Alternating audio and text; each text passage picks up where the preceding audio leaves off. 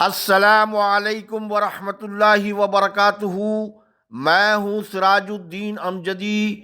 آج کی خصوصی رپورٹ سانحہ گل پلازہ کراچی سندھ سروسز اسپتال کراچی سالوں سے جاری کرپشن میں پہلی بار ای پیڈ ٹینڈر سسٹم میں بدعنوانی کا مبینہ اسکینڈل پکڑا گیا۔ سول اسپتال کراچی میں جمع سالہ اقلیتی برادری سے تعلق رکھنے والے گزٹیڈ افسر سنجے کمار کی پراسرار موت کے بارے میں اہم انکشاف۔ جن ناظرین نے اب تک چینل کو سبسکرائب نہیں کیا وہ صحت اور صحت سے جڑی خبروں سے باخبر رہنے کے لیے چینل کو سبسکرائب ضرور کر لیں۔ جن دوستوں نے سبسکرائب کر لیا ان کا تہ دل سے شکریہ۔ پروگرام اچھا لگے تو لائک، کمنٹس اور شیئر بھی ضرور فرمائیں۔ اڈیالہ جیل راولپنڈی میں سابق وزیر اعظم عمران خان کی درخواست پر طبی ٹیم کی جانب سے ان کا طبی معائنہ۔ سانحہ گل پلازہ پر حکمران اتحاد نون لیگ پیپلز پارٹی MQM قومی اسمبلی میں آمنے سامنے آ گئے۔ گل پلازہ کے سامنے 5ویں روز بھی قیامت خیز مناظر، ورثہ معجزے کے منتظر، کوئی باپ اپنے بیٹے کی واپسی کا منتظر، کوئی بیٹا باپ کی جھلک دیکھنے کے لیے بے قرار۔ کسی کی زبان پر بھائی کا نام تو کسی کی آنکھوں میں بہن کی یاد آنسو بن کر ٹھہر گئی۔ ملبہ اٹھانے کا کام شروع۔ KMC گراؤنڈ میں 80 سے زائد ڈمپر قیمتی سامان کے ساتھ ڈمپ کر دیے گئے۔ ملبے کی ناقص سیکیورٹی پر متاثرین کی جانب سے تشویش، رینجرز کی تعیناتی کی تجویز۔ ماہرین کی جانب سے آگ بجھانے کے لیے فوم و دیگر کیمیکل اور تکنیکی طریقہ کار استعمال نہ کرنے پر مختلف سوالات اٹھ گئے۔ ملبے سے ناشے ٹکڑوں کی صورت میں برآمد ہو رہی ہیں۔ کھلونوں کے امپورٹر کا 7 کروڑ روپے نقدی آگ کی نظر ہو گئی۔ خلاف قانون police surgeon doctor Sumaiya Tariq کی جانب سے 27 آزاد اور مختلف ذرائع سے 31 اموات کی تعداد کا دعویٰ۔ کمشنر کراچی کی جانب سے 85 متاثرین کے ورثہ کی جانب سے سینکڑوں افراد کے تاحال لاپتہ ہونے کا دعویٰ۔ سابق وفاقی وزیر عبدالقادر پٹیل نے متحدہ کے بانی قائد الطاف حسین بھائی کے گن مین عمر گوگا پر ایک دکان کو 2 میں تقسیم کرنے کا الزام قومی اسمبلی میں لگا دیا۔ جیالوں نے عمر گوگا کی بلاول ہاؤس میں پیپلز پارٹی میں شمولیت کی تصدیق کر ڈالی۔ ذمہ داروں کا تعین قوم خود کرے۔ سانحہ گل پلازہ حادثہ ہے یا سازش؟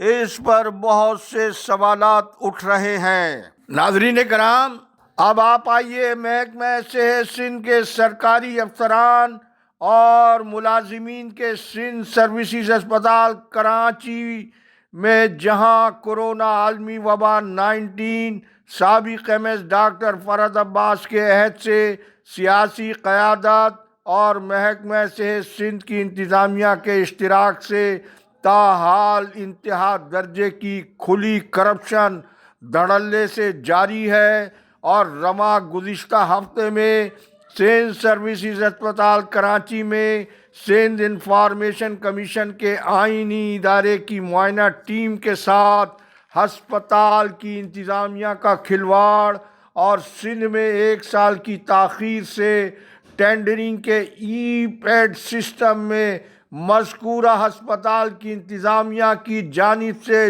جعل سازی کا وہ سیاہ کارنامہ جس سے عالمی مالیاتی اداروں تک مذکورہ معاملے کی خبر پہنچنے کی صورت میں سندھ حکومت جو پہلے ہی کرپشن کے سنگین الزامات کی زد میں ہے، محکمہ صحت سندھ میں ای پیڈ سسٹم اور پرکیورمنٹ کمیٹی کے اراکین سے دھوکہ دہی سندھ حکومت کو ایک اور نئی مشکل سے دوچار کر سکتی ہے۔ ناظرین، پروگرام کی ریکارڈنگ کے دوران یہ بریکنگ نیوز الحمدللہ رب العالمین مظلوم محکمہ صحت کے ملازمین اور بے بس مریضوں کی اللہ کے حضور آہو زاریاں اور بد دعائیں مقبول ہوئیں۔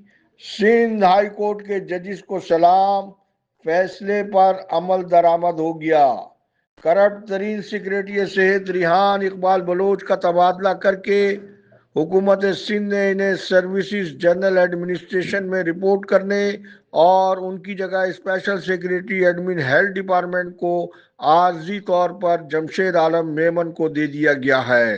تاہم اعلیٰ عدلیہ کے حکم کے مطابق ریحان بلوچ کے تبادلے کے حکم میں انہیں ہٹائے جانے کی کوئی وجہ ظاہر نہیں کی گئی ہے، جبکہ باخبر ذرائع یہ بتا رہے ہیں کہ سیکریٹری صحت کے اس اچانک عبرتناک زوال کی وجہ سندھ سروسز ہسپتال کراچی کے میڈیسن کے لوکل پرچیز کے ٹینڈر میں ان کے فرنٹ مین کی شہرت رکھنے والے جعلی اکاؤنٹ آفیسر وہاب اللہ یوسفانی، مصطفیٰ شیخ کی پس پردہ اے ایس انٹرپرائزز کمپنی اور طاقتور سیکشن افسر ڈاکٹر اسد کھتری کی کھلم کھلا لین دین کی شکایتوں کے انبار اور رکن قومی اسمبلی میر منور علی تالپور کی جانب سے محکمہ صحت کے بعض ملازمین کی جائز سفارشوں کو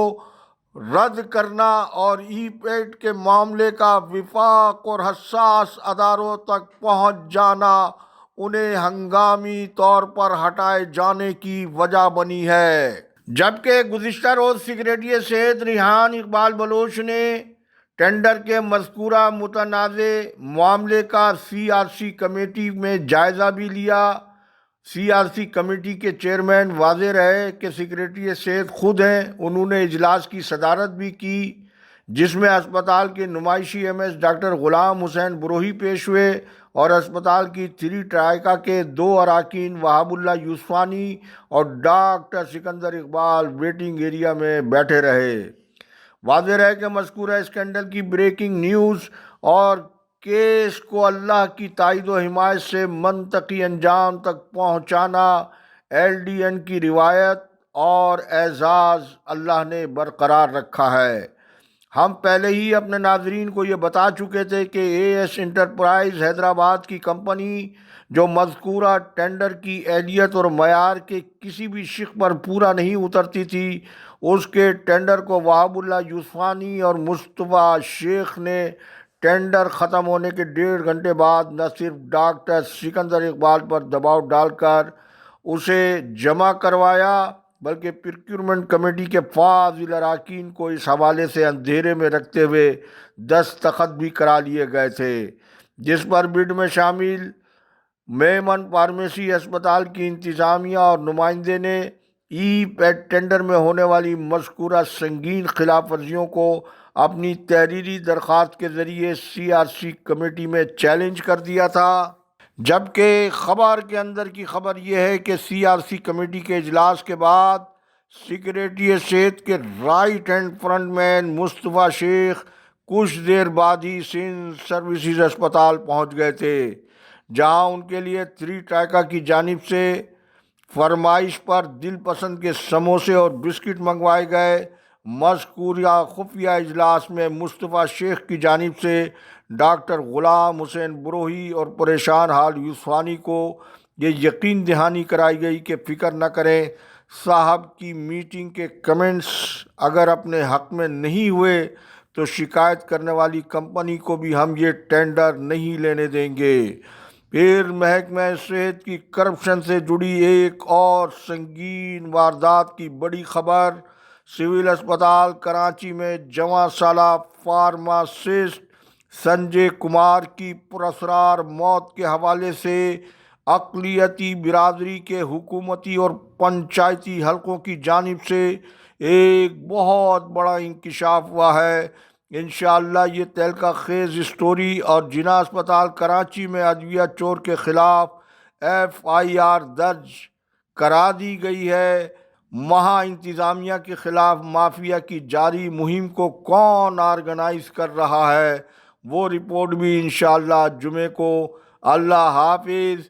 پاکستان زندہ باد، کرپشن مردہ باد، عوام و افواج پاکستان پائندہ باد۔